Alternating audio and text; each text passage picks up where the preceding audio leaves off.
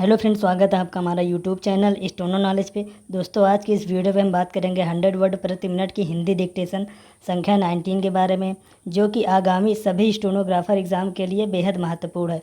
तो चलिए फिर दोस्तों, ज़्यादा देर न करते हुए यह डिक्टेशन स्टार्ट करते हैं। देश भर में 162 ऑक्सीजन प्लांट लगाने की मंजूरी के बाद अब यह सुनिश्चित किया जाना चाहिए कि ये प्लांट यथाशीघ्र कार्य करना प्रारंभ कर दे। बेहतर हो कि केंद्र के साथ राज्य सरकारें भी इस पर निगाह रखें कि ये प्लांट समय रहते कार्य शुरू करते हैं या नहीं। यह काम प्राथमिकता के आधार पर इसलिए किया जाना चाहिए क्योंकि देश के विभिन्न शहरों में ऑक्सीजन की कमी वास्तव में महसूस की जा रही है। इसके चलते कोरोना के मरीजों और उनके परिवार वालों की चिंता व्याप्त है। चिंता पैदा करने का काम कोरोना मरीजों के उपचार में उपयोग इंजेक्शन रेमडेसिविर की अनुपलब्धता भी कर रहा है। यह ठीक है कि फार्मा कंपनियों ने उसके दाम कम कर दिए हैं, लेकिन इसका लाभ तो तभी मिलेगा जब यह इंजेक्शन आसानी से उपलब्ध भी हो। स्पष्ट है कि इस इंजेक्शन की उपलब्धता बढ़ाने के लिए भी युद्ध स्तर पर कार्य करने की ज़रूरत है।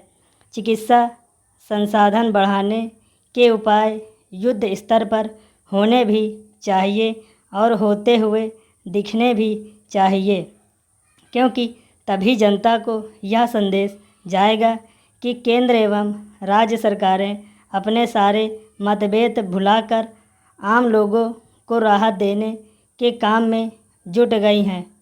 यह समय दलगत राजनीति करने अथवा आरोप प्रत्यारोप लगाने का नहीं, बल्कि संकट का मिलजुल कर मुकाबला करने का है। यह खेद की बात है कि कुछ राजनीतिक दल अपने हिस्से की जिम्मेदारी का निर्वाह करने के बजाय सस्ती राजनीति करने का समय निकाल ले रहे हैं। उन्हें अपनी ऊर्जा उन कारणों का निवारण करने में लगानी चाहिए जिनके चलते मरीजों को अस्पतालों में भर्ती होने के लाले पड़ रहे हैं। पैराग्राफ। स्वास्थ्य ढांचे के समक्ष आज जो विषम स्थिति है, इसका एक कारण तो कोरोना संक्रमण की दूसरी लहर का ज़्यादा तेज होना और दूसरा इस लहर का सामना करने के लिए पूरी तैयारी न किया जाना। आखिर जब कोरोना संक्रमण की पहली लहर का वक्त ही यह स्पष्ट हो गया कि हमारा स्वास्थ्य ढांचा देश की ज़रूरतों के अनुरूप नहीं है, तब फिर उसे मजबूत बनाने के प्रयास उसी समय क्यों नहीं शुरू किए गए? इस सवाल का जवाब मिलना इसलिए चाहिए ताकि कम से कम अब तो किसी स्तर पर ढिलाई ना बरती जाए। देश और प्रांत स्तर पर स्वास्थ्य तंत्र पर निगाह रखने वाले हमारे नीति नियंता इससे अनभिज्ञ नहीं हो सकते कि अपने देश में चिकित्सकों, स्वास्थ्य कर्मियों एवं अस्पतालों की संख्या आबादी के अनुपात में बहुत कम है। यदि कोरोना संक्रमण की लहर के समय ही केंद्र एवं राज्य सरकारें चेत जाती तो शायद जो स्थिति बनी उससे बचा जा सकता था। कम से कम अब तो सही सबक सीखा जाएगा। पैराग्राफ। बुंदेलखंड में वर्ष 2008 से 2012 तक रोपित 4.5 करोड़ वृक्ष बनने से पहले ही गायब हो गए। इन पौधों को मनरेगा के तहत विशेष अभियान के दौरान लगाया गया था। दावा किया गया था कि वन विभाग के आंकड़ों के अनुसार जालौन जिलों में वर्ष 2008 में चलाया गया पौधारोपण अभियान 59% सफल रहा, लेकिन वर्तमान में वहाँ केवल 3% वृक्ष ही मौजूद हैं। यह घोटाला मनरेगा के तहत कार्यों में हुआ या पौधारोपण में, यह जांच का विषय है और व्यवस्था पर सवाल भी। रोपे गए पौधों की 3 वर्ष तक नियमानुसार देखभाल करनी होती है। यह जिम्मेदारी वन और अन्य संबंधित विभाग की होती है। देखा जाना चाहिए कि क्या वाकई 3 वर्ष तक पौधों की देखभाल की गई है।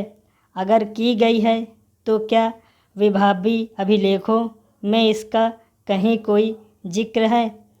3 साल के अंदर ही अगर पौधा दम तोड़ गए तो इसके लिए कौन सी परिस्थितियां जिम्मेदार रहीं और दोबारा ऐसा ना हो, इसके लिए क्या एहतियाती उपाय किए गए। यदि ऐसा नहीं है तो किसी न किसी स्तर पर घपला घोटाला ज़रूर हुआ है।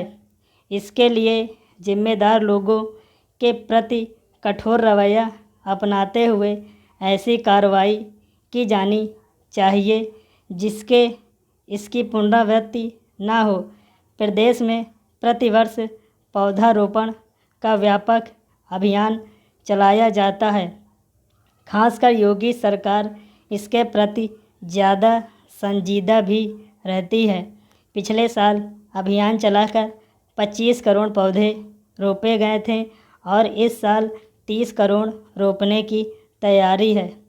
इस अभियान के लिए बुंदेलखंड के वाकई को सीख के रूप में भी लिया जाना चाहिए कि हर अभियान के बाद मासिक और वार्षिक स्तर पर परीक्षण किया जाना चाहिए कि रोपित पौधे में कितने जिंदा हैं। जो पौधे दम तोड़ गए हैं उसके लिए कौन सी परिस्थितियां जिम्मेदार रहीं। आकलन किया जाना चाहिए कि प्रदेश में वनाच्छादित क्षेत्र या हरित पट्टी में कितनी वृद्धि हुई है, निर्धारित लक्ष्य के अनुरूप हुई है या नहीं।